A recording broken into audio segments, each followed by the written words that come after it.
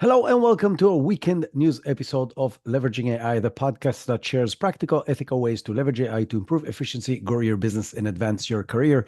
This is Isar Metis, your host, and we have a jam-packed week of AI news. New advanced model that is expected from OpenAI, a funding round from OpenAI, gems from Gemini, and even Oprah Winfrey. How is she related to AI? You will find out towards the end of this episode.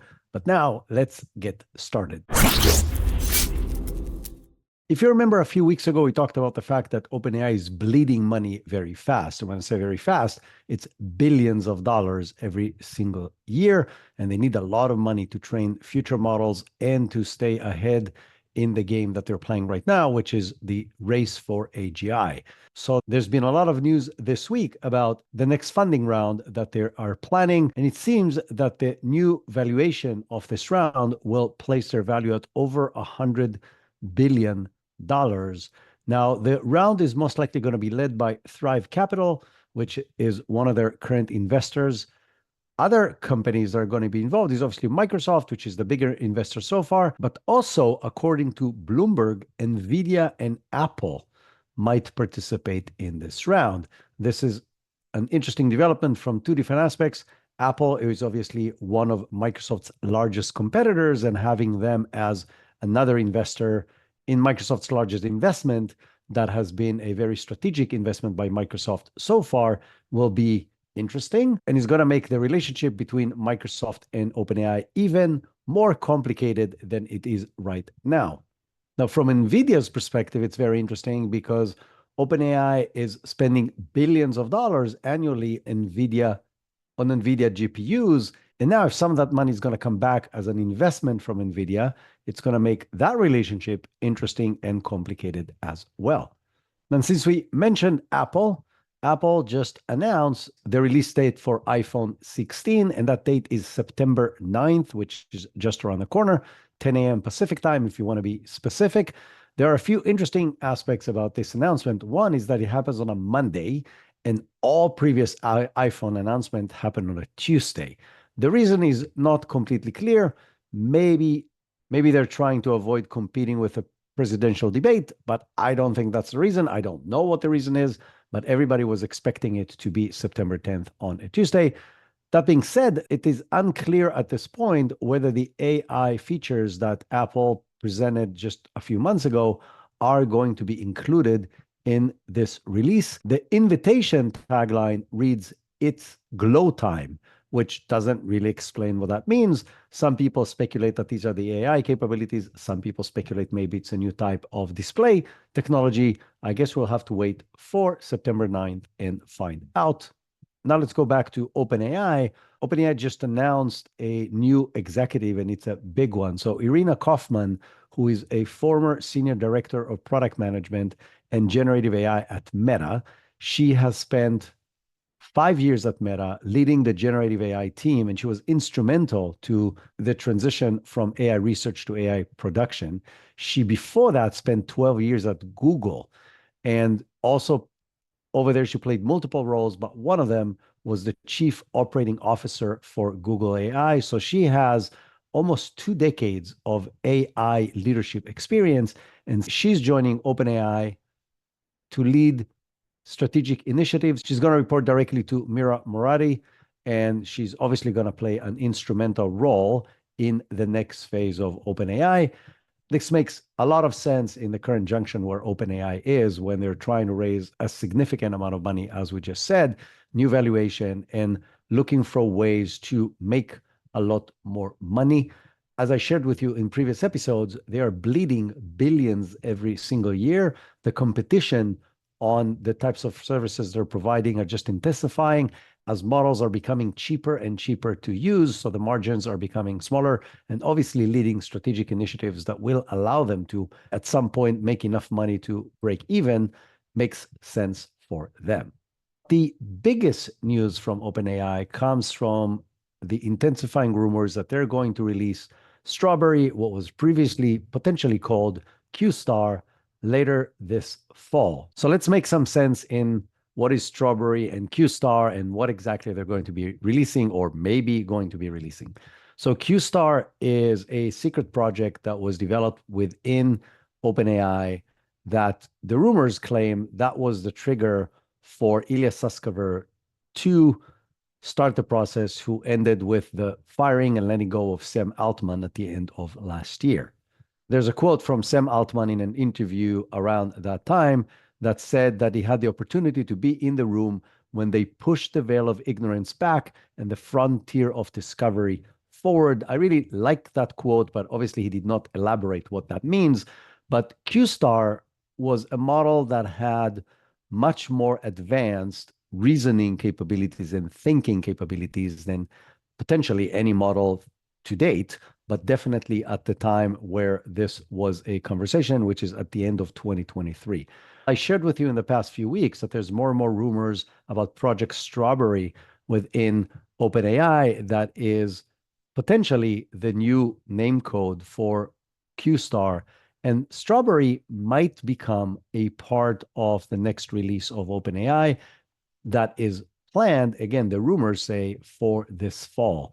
Now, Strawberry might become a part of this new release, which is what's supposed to be GPT-5. There's now a code name for it within OpenAI. It's called Project Orion. So I don't know if GPT-5 is going to be called GPT-5 or it's going to be called Orion.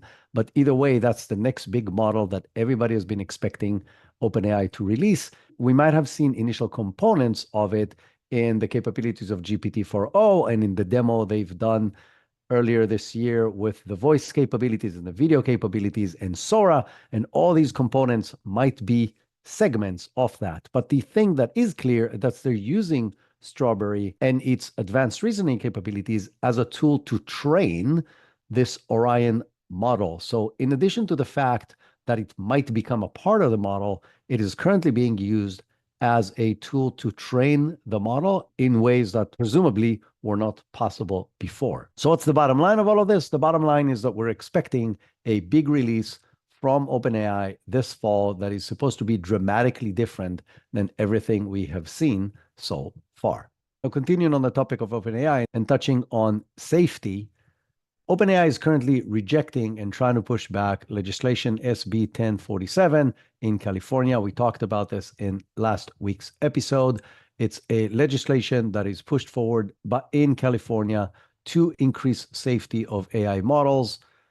And this legislation is supposed to create safeguards and define boundaries for the development of larger models based on how much money is invested in developing them, and put some more guardrails around their development and provide more visibility to what they might be doing.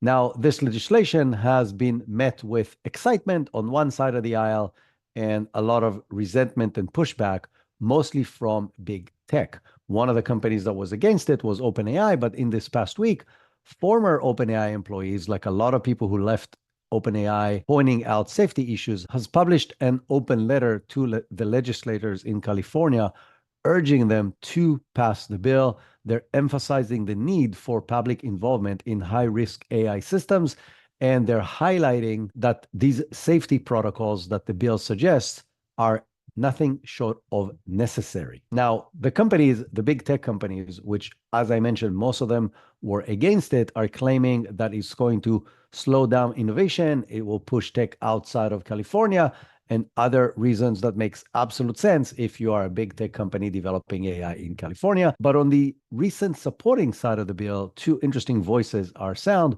One of them is Anthropic. So Anthropic worked with the legislators from the first version of this bill to try and get fixes into it, and participated in the process of quote unquote fixing the bill to something that they can live with, that will push security, but will also not completely kill the innovation around this field. And the other interesting voice that came out this week supporting this bill is Elon Musk. So Elon, amongst other things, is the head of X.ai and X, formerly Twitter, and SpaceX, and a lot of other really successful company. And he has been involved in AI since the beginning. He's been one of the founders in OpenAI that gave it a lot of its initial investment. He had a big fight about the way forward with Sam Altman, and he left the company, including the board, and left its investments behind. He's suing OpenAI for their change of ways from being a open source company that is trying to build that will benefit humanity to a closed source company that is trying to make money. So there's that in place, but Musk is now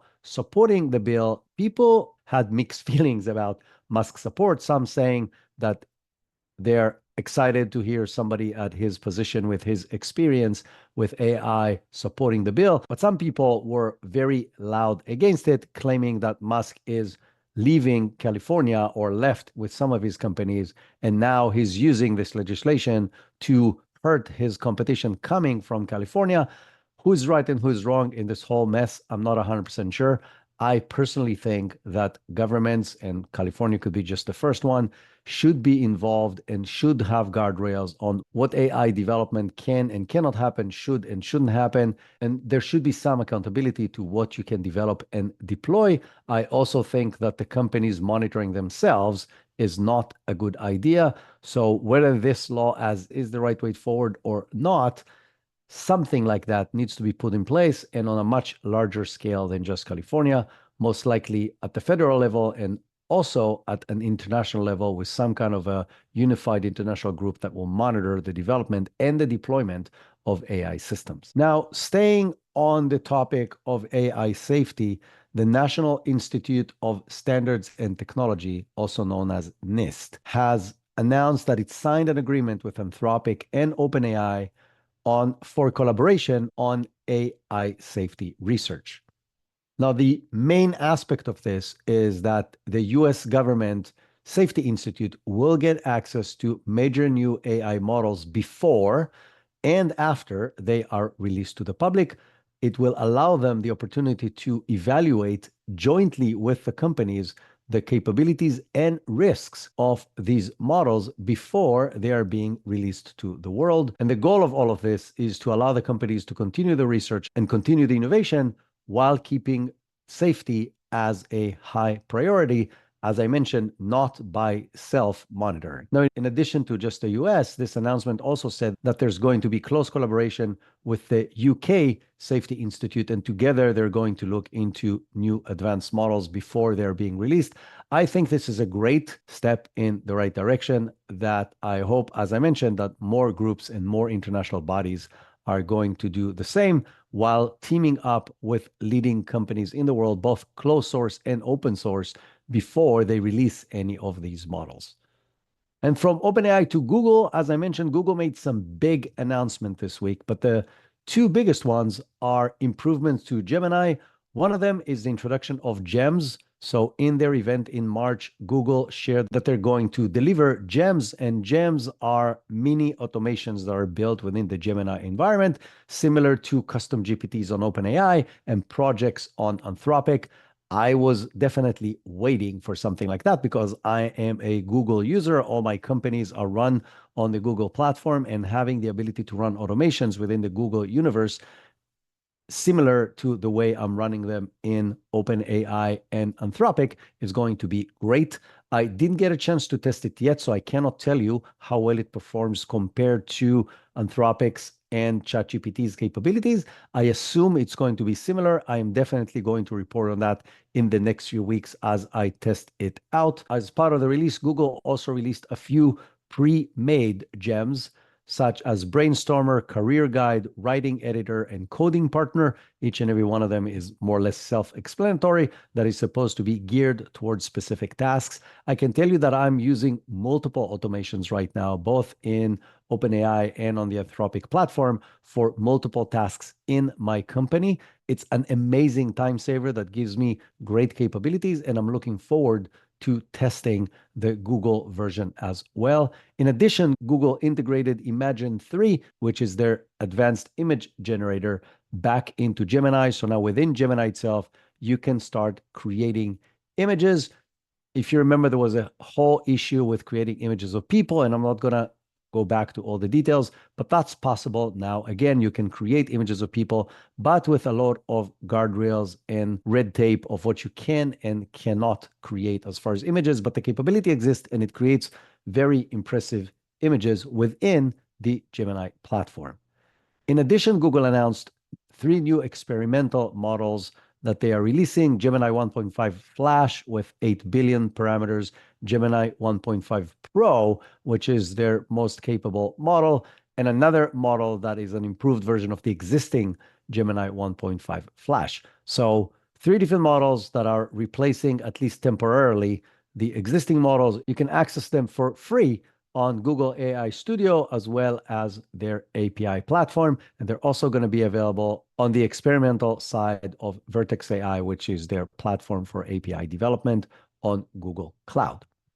Now, while these are experimental, the plan is to turn these into the formal production versions in the very near future. So all the other models with all the other companies, they keep on coming out with new models almost on a weekly basis.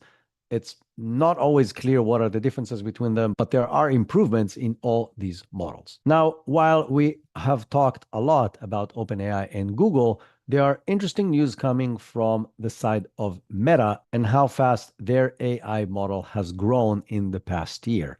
So the current statistics about Meta's AI is that they currently, as of August of 2024, have 400 million monthly active users, 40 million daily active users, and 185 million weekly users.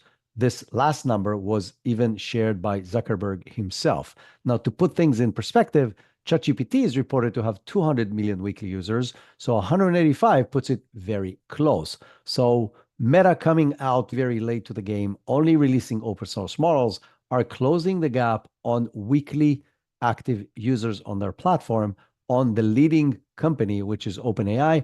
That being said, it's a very different environment because you can access Meta's AI on Facebook, Instagram, and WhatsApp. And a lot of people don't even know that they're using the AI because it's built into the platform itself. So it's not a completely fair comparison because Meta has 3 billion users using their various platforms. And by allowing them access from the main page of each and every one of these platforms to its AI capabilities, it almost guarantees a very wide range of usage. The information that was shared in this article does not clearly state how people are using Meta's AI. And I think it's going to be dramatically different from the ways people use ChatGPT or Claude. That being said, the numbers are still extremely impressive. And from Meta to Anthropic, 2 very interesting pieces of news from Anthropic this week. The first one is Anthropic has published the system prompts of the latest Claude models, so Claude 3 and Claude 3.5. The system prompt is basically what makes the large language model work. So the raw model is very generic, but to behave the way it behaves, there is a system prompt that tells it how to answer different questions, what not to answer, how to approach different scenarios, and so on. And this has always been a secret that all the companies kept close to their chest without ever releasing it because it's considered a competitive information. And so none of the companies released it until this week. So as I mentioned, Anthropic just released the full system prompt of the Claude models. And they're doing this to promote openness as they have done with everything else that they're doing. So Anthropic's approach all the time has been to be as transparent as possible with everything that they're doing and to promote a safer and more open way of developing these models for better safety. I mentioned earlier their participation and they're working closely with the legislator in California and other aspects that are similar to this. And so you can go and read the entire post and see everything that they mentioned, but there's a few things I want to mention. One is that that Claude is instructed to be completely face blind, which means it is not allowed to identify any individuals in images. The chatbot is instructed to appear, and I'm quoting, very smart and intellectually curious and engage in discussions on various topics. There are clear instructions for it on how to address controversial topics and even specific linguistics that are suggested to avoid starting responses with the words certainly or absolutely, which makes it more conversational and sound more human than some of the other chatbots. as I mentioned, worth a read. I will share a link to it in the show notes so you can go and read the whole thing for yourself. Now, the other interesting news about Anthropic is that they have signed a deal with Amazon to power the next version of Alexa. There's been many rumors for months that there's going to be a new version of Alexa. Now, this new version of Alexa has a new code name dubbed Remarkable. And so Alexa Remarkable is supposed to be launched in October of this year. And the price to use it is going to be $5 to $10 monthly. And the goal is to enable you to have a much more detailed conversation with Alexa, get a lot more information, as well as activate things in your house with natural language in a much more sophisticated way than you can do right now. So I've been an Alexa user more or less since the beginning. I have many of them in the house, and it's relatively limited, even though it's very useful for the things I'm using it for. So the new capabilities will allow you to do a lot more, have a lot more complex queries and conversations with it, as well as activate multiple things in the house all at once. So think about you want to close the blinds, change the temperature, and play a specific music, and you want to say all of that in one sentence, you'll be able to do that, which you cannot do right now. That being said, I don't see myself paying $5 to $10 per device in order to get this additional functionality, because the way I'm using it right now gives me more or less everything that I need. And if I need more advanced AI capabilities, Alexa is probably not going to be the direction I'm going to go. I'm probably going to use an app on my phone, or if I'm next to my computer, something on my computer, and that might be Claude or Gemini or ChatGPT or Perplexity or one of those. And so I don't see where that is going as far as driving revenue through the Alexa channel. But an analyst from Bank of America has estimated that there's over 100 million active Alexa devices right now, and he predicts that there might be a 10% adoption. If that happens, that is between 500 million and $1 billion in annual revenue that will come to Amazon through this new channel, which is definitely worth a trial, especially if they're going to do this through partnership with Anthropic and they're not going to invest in developing their own model, which was their plan. So for months, they were talking about developing a more advanced Alexa on their own. And now that they're announced that they're doing this with Anthropic, I don't know what exactly it means. Maybe it means it's a temporary solution until they figure out how to do this themselves, but maybe not. Maybe they drop the whole idea of developing such a model on their own, and they're just going to rely on Anthropic moving forward. Either way, it will be interesting to see how this evolves, and are people actually willing to pay for this additional functionality on Alexa? And to continue this trend of this episode of going across all the different providers, there are also some interesting news about XAI and its model Grok 2. So Grok 2, as I mentioned in the past few episodes, has been released, and it's actually doing really well. So Venturebeat reports that Grok 2 and Grok 2 Mini, the two models that were released, are now slightly better and a lot faster than they were at the release time just a couple of weeks ago. Interesting thing is just two developers at X has completely rewrote some of the aspects of the code on how Grok runs. And now Grok Mini is running twice as fast as it ran before, while still being a little better than it was before. So a huge improvement in a very short amount of time. The other interesting aspect is that it is tied the second place with Gemini 1.5 Pro, just behind OpenAI GPT-4o. Now, why is that so interesting? It's interesting because X was very late to the game. The first version of Grok was crap. People hated it, did not understand what it's going to be useful for, and everybody was joking about Elon that this is just a toy that he's developing just for spite in order to show other companies that he can do it too, but nothing good is going to come out of it. And right now, it is at the top of the game at about half the time, or maybe even less than everybody else was playing this game. That being said, Elon has been in the AI game, as I mentioned earlier in this episode, since the very beginning. He has been developing AI in several of his companies, a lot of AI development in Tesla. And so he's not new to the AI game. And in general, it's not a good idea to bet against Elon when he has put his head to something, especially when there's vendetta involved and some revenge to the company that he had to leave after he was one of the co-founders. But that being said, as I mentioned, Grok 2 is right now ranked number 2 on the LM6 chatbot arena, and Grok 2 Mini, its little brother, is ranked number 5. Still very good. So you have two models coming from X, ranking in the top 5 models in the world right now. And that is before X's new mega supercomputer that they have built and is supposed to go online later this year to train Grok 3. So where is it all going? It's very obvious where this is all going. All these companies are investing billions of dollars training better and better, faster and cheaper models that we get to use. Now, how does that work from a business model perspective? I don't really know. I shared that with you in previous episodes.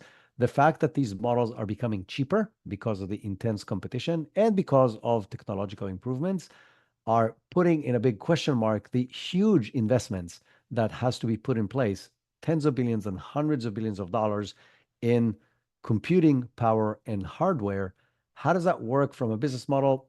Not clear, but it will be very interesting to watch in the next few years. Now, in a different news about X, this time the platform, formerly Twitter, and the AI chatbot Grok that is in it, there has been some development related to the election. So I shared with you my serious concern about the ability to create misinformation and disinformation and fake news using Grok on the Twitter platform, especially with the addition of and that has been amplified with the addition of the capability to create images on Grok 2 when it was released a few weeks ago. And you can go back to the previous episodes to learn about that. But 5 state secretaries has warned about the Grok capability of spreading false election information. So now every time somebody's asking Grok about elections, it's going to refer users to vote.gov for information instead of giving answers about that topic. That change was just recently implemented in order to prevent Grok from sharing misinformation related to the elections themselves. ChatGPT has implemented something similarly earlier this year. So it sends people to canivote.org every time it gets asked about election information. Now, does that solve all of our problem with AI in the elections? Absolutely not. There's still multiple ways to create fake news and other misinformation and spread it across multiple channels, but at least it's a step in the right direction. The next few pieces of news are around AI coding platforms. This area of the AI world is on fire. Literally every single week, there's some big news about it. And this week, there's several different pieces of news. The first one is a new startup, is a AI coding startup called Magic, just secured a $320 million funding round. But in addition to the fact it's a lot of money, the investors that are serious players like ex-Google CEO Eric Schmidt and Alphabet's Capital G and Atlassian and other big names in the industry, this company has raised $465 million so far. And its previous valuation back in February was $500 million in its previous round, which means now they're worth even more. And they're going to use a lot of that money as part of a partnership with Google Cloud to build 2 AI supercomputers for each future models. Now, the interesting thing that blew my mind when I read this article about Magic is that they have developed an architecture they call long-term memory network, or LTM. And in this architecture, they were able to create a context window of 100 million tokens. Now, to put things in perspective, and for those of you who don't understand, tokens are the way all these models work. They don't really understand words. They understand segments of information, which are about 0.7 words. Now, the best model that is available to us right now comes from Gemini, which is Google's model that has 2 million tokens context window. The next best model that we have is Claude with 200,000 tokens context window. So 100 million is 3 orders of magnitude above most models out there, which is absolutely incredible. But what that means from a coding perspective, it means that within one chat, this tool can generate and get in 10 million lines of code. That's in a completely different scale than anything else we had so far, which explains the amount of money and the profile of the investors in this company. Now, based on financial analysts, the AI-powered coding tools market is estimated to reach over $27 billion by 2032. I actually think it's going to happen faster because at the pace things are moving right now, these tools are going to be everywhere people are writing code. On the same topic, a company called Abacus AI just launched an open source model that specializes in coding. The new model is called Dracaris, and it's optimized for coding tasks. As I mentioned, it is an open source that is built on top of existing other open source models like Meta's Llama, and it is available on Hugging Face and on Abacus AI enterprise offering on their website. And this open source release is obviously comes into a more and more crowded field with tools like GitHub Copilot and Tab9 and Replit that has been there for a while, together with Magic that we just mentioned and some other companies. Now, on the same topic, but from a different direction, just to show you how powerful these tools are, Andrej Karpathy, which is a big name in the AI world, he's a former head of Tesla's Autopilot program. He's an ex-OpenAI researcher, and he's a big name in the AI world in general. Just wrote a tweet sharing how much he loves using Cursor AI, which is a AI coding tool. He describes Cursor as a net win compared to GitHub Copilot. He's not affiliated with that tool. He's just stated that he can't imagine going back to unassisted coding. He even shared how he uses the tool and his approach to coding right now. What he's saying is that he focuses on what he calls half coding, which is writing an initial code and comments and then letting the AI complete the rest of the code.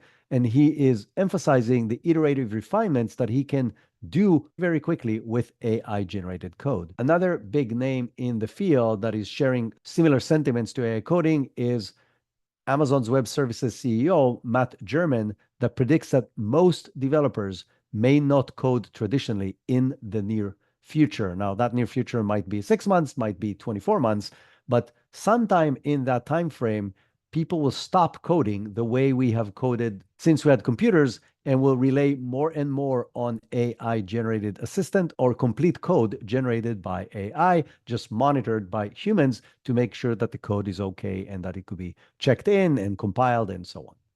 And I promise you some interesting news about Oprah Winfrey. So if you needed any signs that AI is not a geeky thing anymore and it's coming to be a mainstream thing, Oprah Winfrey just announced that she's going to host an AI and the Future of Us event on ABC on September 12th at 8 p.m. Now, as you would expect from Oprah, she has some high-profile guests like Sam Altman, the CEO of OpenAI, Bill Gates, the co-founder of Microsoft, Christopher Wray, the FBI director, and many other big names that are going to address various aspects of impacts on AI on our future. There's going to be some basic explanation about how AI works and what it is, but also the impact of AI on science, health, education, the job market. There are going to be some demonstrations of AI capabilities, and there's going to be a discussion about potential risks of super intelligent AI. As I mentioned, if you're looking for signs that AI is now mainstream,